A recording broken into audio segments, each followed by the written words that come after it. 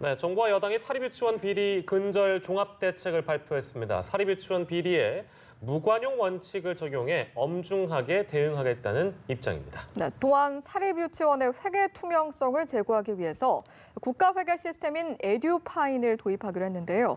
최진영 변호사와 함께 자세한 이야기 나눠봅니다. 어서 오십시오. 네, 안녕하십니까? 예, 오늘 오전에 정부 여당이 종합 대책을 발표했는데 앞으로 비리 근절에 좀 효과가 있을 것으로 보세요. 어떻게 보십니까? 나름대로 상당한 효과가 있지 않을까 싶습니다. 예. 실제 보통 정부가 대책을 발행할 때는 뭐 오전 10시나 이렇게 전후에 하는데 예. 저도 출근길에 한 8시 무렵에 이제 당 정이 모여서 발표하는 걸 들었습니다. 예. 아마 출퇴근길에 있는 30, 40대 유치원을 둔 부모님들이 직접 들으시다라는 취지로 그 시간을 선택하는 것이 아닌가 싶은데요. 예.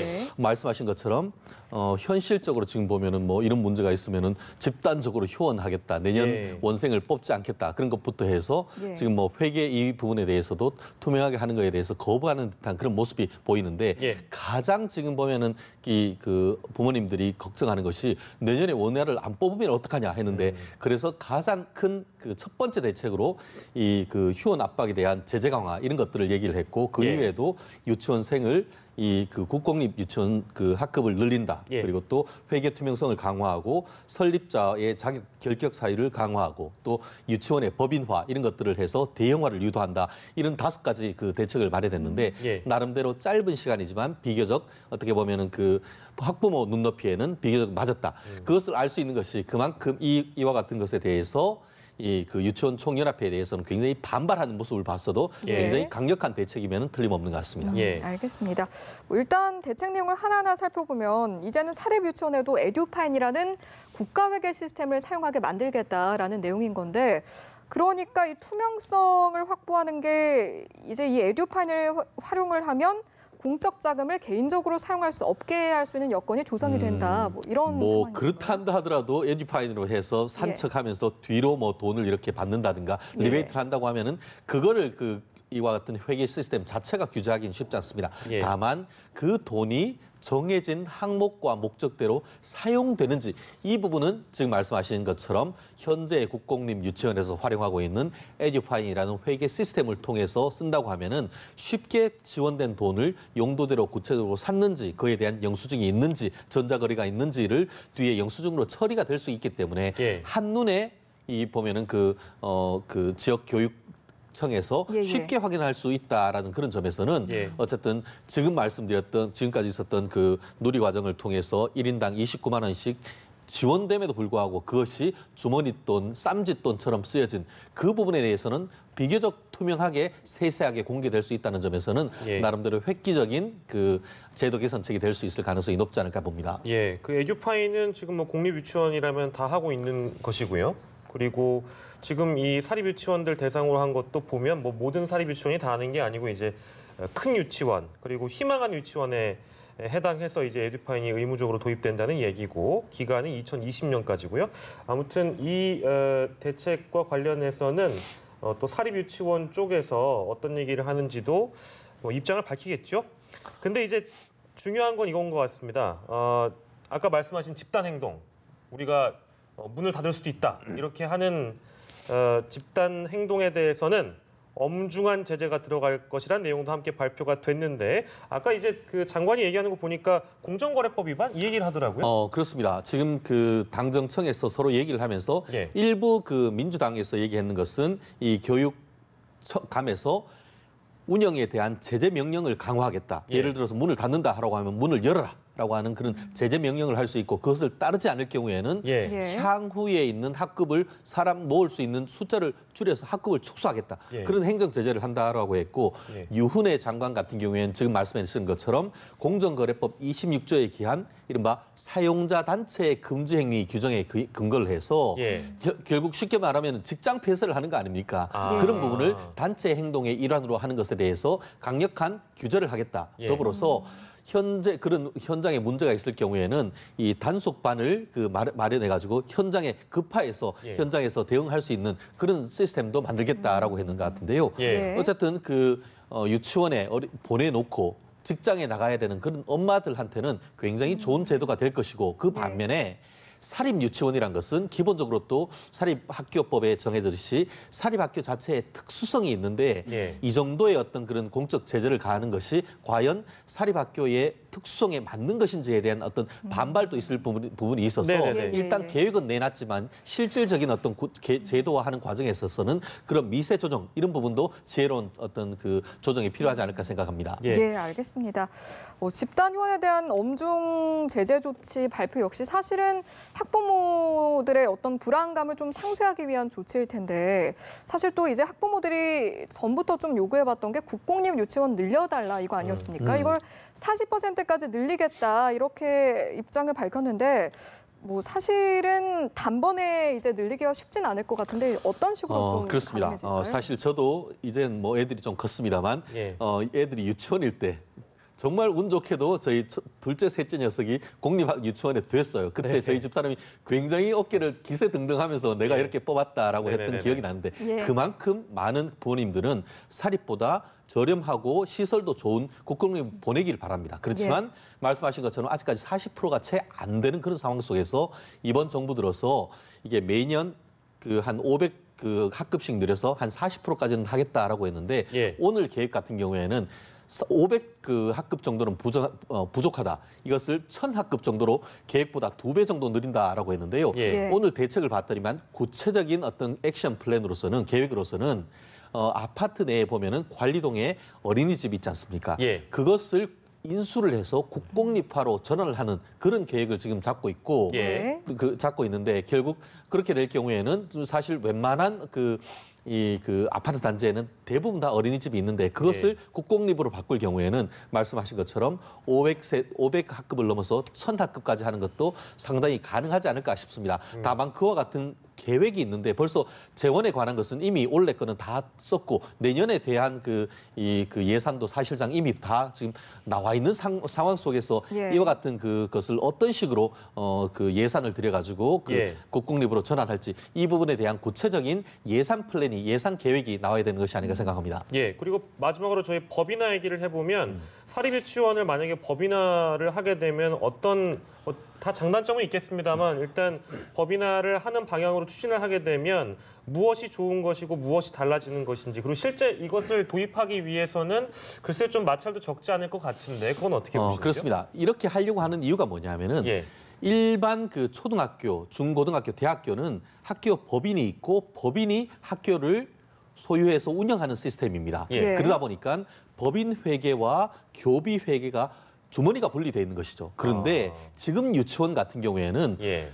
따로 법인이 아니다 보니까 그 운영 설립자가 그 학교 유치원 원장이고 계좌도 하나밖에 없는 겁니다. 그러니까 거기에 돈이 들어가면은 예. 어느 것이 운영비고 어느 것이 아이들을 위한 교육비인지 구별이 안 되는 것이죠. 예. 그렇기 때문에 법인화한다는 것은 이와 같은 운영을 위한 돈 자체를 투명하게 한다는 그런 본질적인 의미가 있습니다. 네. 다만 규모가 크다고 하면은 법인으로 만들죠. 그렇지만 쉽게 말하면 집 앞에 있는 구멍가게를 법인으로 만들어서 회사로 만들어라? 예. 과연 이와 같은 것이 200 어떤 학급 명이 넘는 그런 큰 규모 같은 경우에는 법인화하는 것이 현실적으로 가능하겠지만 네. 1, 20명, 2, 30명 되는 가정 어린이집 같은 그런 보육시설이 과연 법인화할 수 있는지 그렇죠. 이 부분에 대해서는 앞으로 조금 더 실무적인 연기가 필요하지 않을까 싶은데요. 예. 바로 이 부분에 대해서 지금 그 한유총 같은 경우에는 한유총 비대위 같은 경우에는 예. 이 부분에 대해서 사립 유치원 그리고 사적 자치 사유재산 침해다라고 하면서 경악을 금지 못한다라는 그런 지금 반응을 넣고 있기 때문에 예. 이와 같은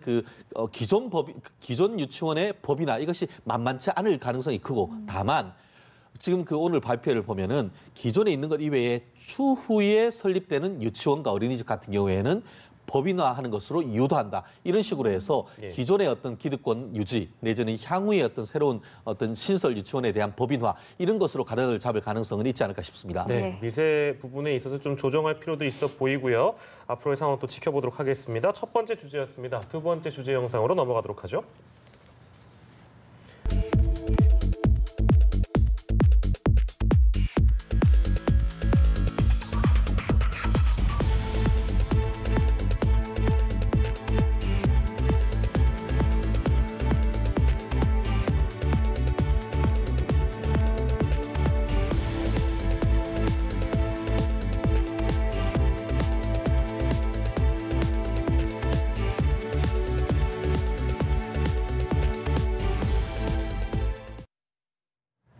예, 어제는 저희가 강용석 변호사와 관련된 얘기를 해봤는데요. 오늘은 최유정 변호사와 관련된 이야기입니다. 어떤 부분에 있어서 이슈가 됐는지 저희가 좀 먼저 짚고 넘어갔는데요.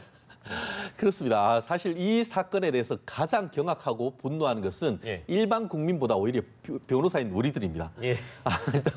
사실 50억, 100억이란 것은 예. 일반 변호사로서는 꿈에도 꾸지 못할 그럴 일인 것 같은데요. 예. 지금 최유정 변호사 같은 경우에는 부장판사 출신으로서 예, 예. 본인의 그 어떤 정관 변호사로서의 어떤 그런 지위를 이용해서 법조 브로커와 함께 예. 어떤 그 형사 사건 정은호 그 네이처 리퍼블릭의 예. 대표에 대한 형사 사건에 있어서 예. 본인의 직을 이용을 해서 이걸 보석을 해주겠다라는 명목으로 해서 한 아. 50억 예. 정도를 받았고 예. 또 그 유사수신 행위로 해서 쉽게 말하면 사기죄로 해서 기소돼 있는 투자회사의 대표로부터도 한 50억으로 비슷한 명목으로 해서 예. 그 돈을 받았는데. 예. 지금 현행 그 변호사법 같은 경우에는 법조 브로커와 그 어떤 끼고 어떤 그 자기의 직을 전직을 이용을 해서 그런 식으로 청탁받는 것을 금지하고 있습니다. 예. 더불어서 한 100억 정도 그렇게 수익을 올려놓고는 예. 계산서를 적게 해가지고 예. 돈을 빼돌렸다. 이른바 탈세했다. 조세범, 탈세범으로 해서 같이 했었는데 예, 예. 1심에서 징역 6년에 추징 45억이 왔었는데 예. 아마 기억하시기에 벌써 1, 2년 됐습니다. 그게 네, 네. 대법원까지 갔다가 또 일부 무죄로 파기환송돼서 이번에 유죄가 확정돼서 예. 국민들의 관심사에서 다시 떠올랐는데 네. 어쨌든 간에 엄청난 탈세와 또 예. 엄청난 어떻게 보면은 상상하지 못할 수임료로 이 법조계 어떻게 보면 센세이션을 일으켰던 사건이 아닌가 싶습니다. 예, 예. 알겠습니다. 뭐 말씀하신 것처럼 최유정 변호사라는 인물 자체가 부장판사 출신이다 보니 뭐 사실은 이번 선고가 좀 이례적이지 않느냐라는 의견과 함께 그만큼 좀 피할 수 없을 만큼 명확한 증거들이 많았던 게 아니냐 이런 의견도 있더라고요. 그렇습니다. 그냥 유죄를 선고를 하진 않습니다. 예. 한마디로 합리적 의심을 배제할 만큼의 확실한 증거가 있어야 유죄가 나오는데 예. 이번 같은 경우에는 대법원에서 일부 무죄를 해서 파기환송했는 건 뭐냐면은 예. 증거를 봤더니만 탈세를 하려고 하면은 세금 계산서를 안 꺼내야 될 거 아닙니까? 예. 딱 봤더니 그 중에 그 한 20억 정도 수임료에 대해서는 예. 세금 계산서를 신고하는 기간 내에 그 발급했던 그 사실이 밝혀져 가지고 예. 그 부분에 있어서 한 2억 원 정도 남짓되는 세금 이 부분에 대해서는 무죄가 남는 그런 부분이 있습니다. 그렇지만 아. 큰 틀에서 봤을 때는 예. 탈세 부분과 변호사법 위반 이 부분에 대해서 전부 유죄가 났다. 이렇게 보면은 예. 뭐 크게 차이가 없을 것 같습니다. 예, 그래서 조세 포탈 부분은 무죄다. 그렇습니다. 이 결정이 내려진 거군요. 알겠습니다.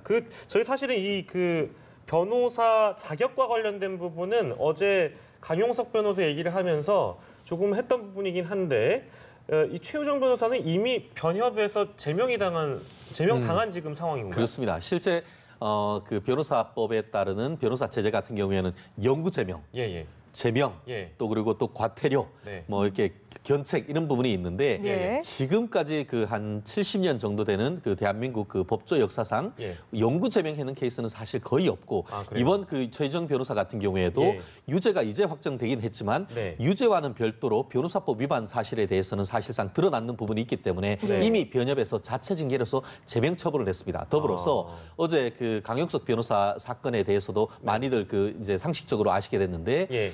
이게 그 변호사법상에 금고 이상의 실형을 받아가지고 살 경우에는 나오면은 5년 동안 변호사 자격이 정지가 됩니다. 네. 예. 그렇기 때문에 앞으로 이것이 지금 오늘뿐만 아니고 예. 이제 그 5년 6개월 지금 형을 살도록 돼 있기 때문에 네네. 구속된 때로부터 5년 6개월 동안은 수감을 해야 되고 예. 그 수감하고 나온 때로부터 5년 또 변호사 일을 못 하도록 돼 있습니다. 아, 그게 형이 끝나고 나서. 그렇습니다. 네네. 형이 확정돼서 실형을 살고 나온 때 네네. 그때로부터 5년이기 때문에 예. 사실상 앞으로 거의 10년 동안 예. 이 최유정 변호사를 법정에서 보는 일은 없지 않을까 싶습니다. 네, 알겠습니다.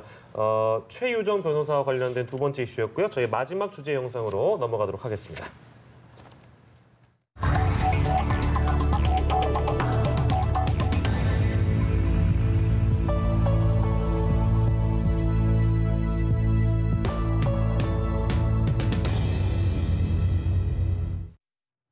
네, 결혼이라는 어떤 행복한 나를 위한 준비 과정에 여자친구를 살해하는 사건, 끔찍한 사건이 발생이 됐습니다. 너무 안타까운데요. 지금 어젯밤 11시입니다. 어젯밤 11시쯤 춘천에 있는 한 주택에서 일어나는 사건인데요. 예. 지금 현재 밝혀진 바로는 결혼하기로 약속까지 하고 이제 상견례까지 지금 잡아놓은 그런 상태였었는데 이 남자친구의 집이 춘천에 있었고 여자친구 같은 경우에는 직장을 서울에서 다녔는데 어떻게 된 일인지 어쨌든 춘천에서 남자친구 집에서 갔었는데 예. 거기에서 여자친구가 어쨌든 이 피의자의 말에 따르면은 여자친구가 내가 서울 쪽에 직장을 다니니까 서울에 신혼집을 얻자 그러면서 이제 상견례도 좀 미루자 이런 예. 식으로 하는 과정에서 본인이 격분해서 이와 같은 끔찍한 일을 저질렀다라고 얘기를 하고 있고 예. 더불어서 신체 일부까지 훼손을 했다라는 혐의를 받고 있는데 그 부분에 대해서는 참 말씀드리기도 좀 끔찍한데요. 이게 목숨이 끊어졌는지를 확인하기 위해서 그렇게 했다라는 걸 봤을 때에 정말 제대로 된 어떤 정신 상태였는지 이 부분에 대해서 정말 일반인으로서는 상상하지 못할 그런 일을 벌어진 상태인데 예. 현재 긴급 체포돼서 조만간 구속영장을 청구한다는 그런 후문인 것 같습니다. 예, 우리가 보통 저희도 보도를 할 때 살해 이후에, 그러니까 시신을 훼손한 경우에는 뭐 당연히 처벌 수위가 더 강해지겠죠. 그렇습니다. 실제로 그 인천 초등학생 살해 예, 예, 사건 예. 그 예. 케이스 같은 경우에도 네네. 살해한 이후에 사체를 손괴를 해서 유기를 했는 케이스인데 그 케이스는 처음에는 뭐 무기징역 이렇게 예, 하다가 예. 거의 징역 20년 정도 됐지 않습니까? 네. 이 케이스 같은 경우에도 이른바 어떤 사실상 부부가 될 수 있는 그런 관계에서 연인 관계에서 어떤 의견 충돌로 이런 일을 벌였을 경우에는 예. 이른바 보통 동기 살해로서 예. 일반적으로 한 10년에서 16년 예. 가중될 경우에 16년 이상 무기징역 이상의 형이 처벌되도록 돼 있습니다. 예. 이 사건 같은 경우에 말씀드렸듯이 어떤 굉장히 어떤 행위 자체에 더 비난 가능성도 높고 또 살해한 이후에 지금 보면은 그 사체까지 손괴했다는 점에서 실무적으로 한 20년 이상의 형이 될 가능성이 높습니다. 다만 이 사건 같은 경우에는 이후에 도망을 갔다가 어머니한테 전화를 해서 자백을 하고 그 경찰에 신고까지 했다는 점에서 예. 어떻게 보면은 어떤 자수했는 그런 취지가 없지 않기 때문에 그런 부분이 어떻게 형에 영향을 미칠지는 좀 더 지켜봐야 될 것 같습니다. 네, 이 사건까지 저희가 듣고 오늘 마무리하겠습니다. 다양한 이슈들 오늘 최진영 변호사와 함께했습니다. 고맙습니다. 고맙습니다.